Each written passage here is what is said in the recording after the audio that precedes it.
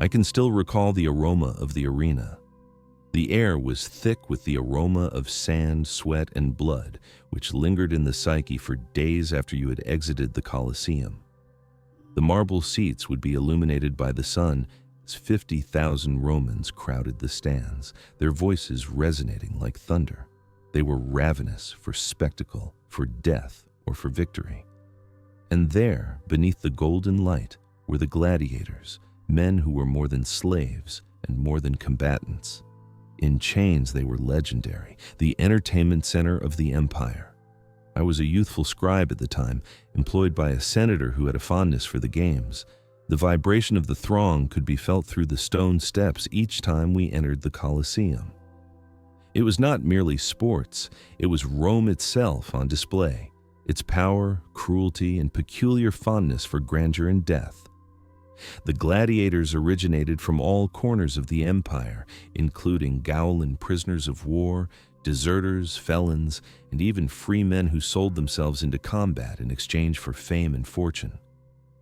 Their lives were the property of their lanista, their master, once they entered the ludus, the training school.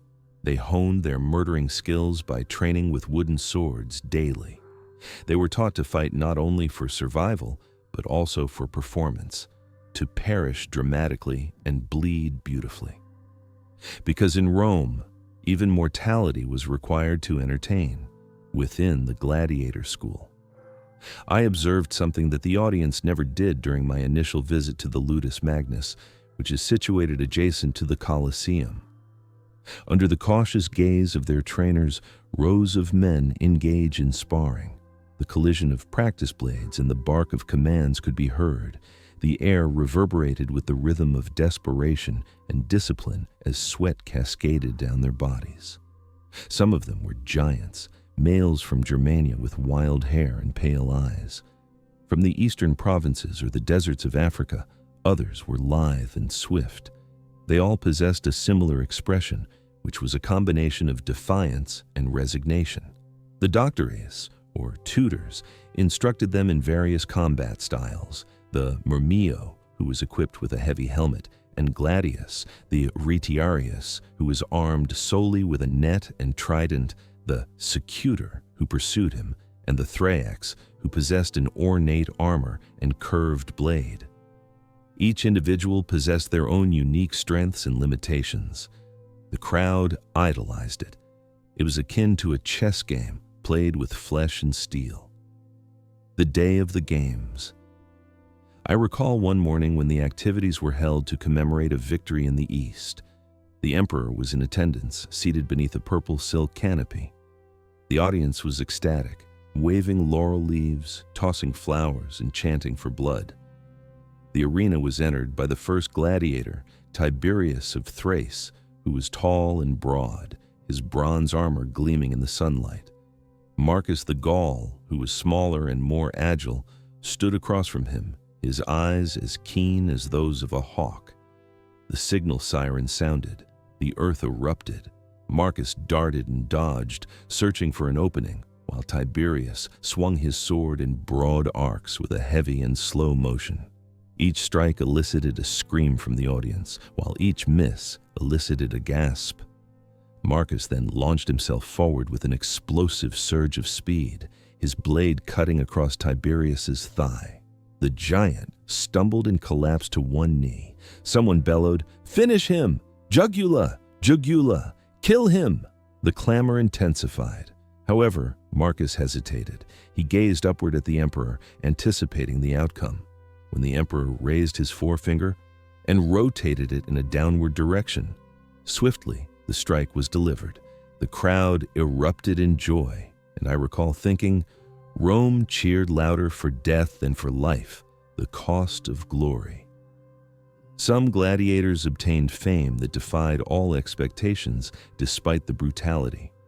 Their identities were inscribed on walls and spoken of in taverns. Women hurled bouquets and occasionally themselves at their feet. Flamma, a Syrian, was one such individual who fought 34 times and refused to accept liberation 4 times. When questioned as to why, he responded, It is preferable to die as a hero than to remain unremembered.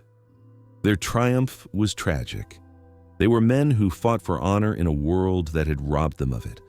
Although some were enslaved, they were elevated to the status of saints by the populace. Fame imprisoned some of them, despite their freedom. The irony was unavoidable. The shadow after the arena. However, the games' grandeur was counterbalanced by the darkness that lay beneath it, the dread, the endless waiting, and the holding cells. I once descended beneath the Colosseum's floor, where the gladiators were stationed prior to the gates opening. The atmosphere was humid and reeked of iron and apprehension. The distant, muffled clamor above could be heard, as if the gods themselves were demanding blood. In that faint light, men prayed, cursed, and occasionally wept. At that time, they were not considered champions. They were human. They were horrified, trembling, and desperately seeking life.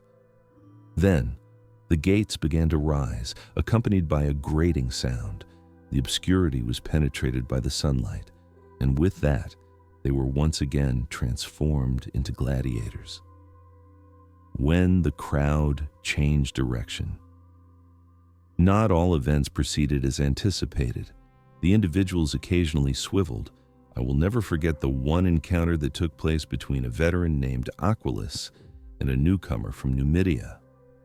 Aquilus had previously achieved his freedom. However, he returned to the battlefield to secure financial gain. He was adored by the audience, who chanted his name before the commencement of the conflict. However, fate is unforgiving. The Numidian was a youthful, ruthless, and fast individual. Aquilus was bleeding on the ground, gazing up at the jeering masses that had once worshipped him. Within minutes, they hissed him. I observed in his eyes not fear or agony, but disbelief as he exhaled his final breath.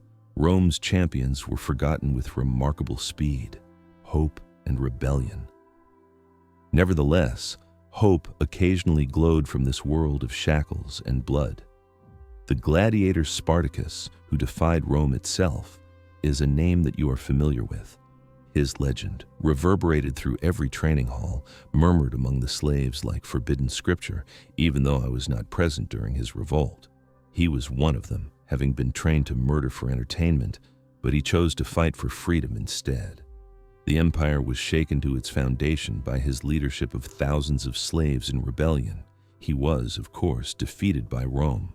They have consistently done so. However, the flame he ignited was never fully extinguished. The finale of the games. Years later, the empire transformed. Voices were raised against the arena's savagery as Christianity gained popularity. I am still haunted by a story about a monk named Telemachus who entered the arena to prevent a conflict. He was stoned to death by the throng, which was incensed. However, Rome was more profoundly affected by that act, that sacrifice, than by any gladiator's triumph. The activities commenced to diminish. The celebrations became increasingly subdued. The Colosseum, which was previously reverberating with roars, was now devoid of sound. I passed it once, years later, when the vegetation had begun to grow between the stones. The ghosts of the gladiators continued to haunt the area. One could almost hear the clash of their swords in the breeze. The legacy of the gladiators. Their legacy continues to be felt centuries later. The spirit of the gladiators continues to exist each time an athlete enters an arena or when an individual surpasses their personal boundaries in pursuit of pride. They serve as a reminder of the precarious boundary between honor and survival, glory and mortality. Despite the fact that they were men who were transformed into monsters by an empire that cherished spectacle, they became emblems of resolve, defiance, and courage. Upon reflection, I'm compelled to inquire whether they engaged in the conflict out of necessity, or because, for a limited period of time, they experienced a genuine sense of life amidst the cacophony of the crowd. If you found this excursion into the core of ancient Rome to be enjoyable, Please consider liking, subscribing, and submitting a comment below. What do you believe the true meaning of being a gladiator to be?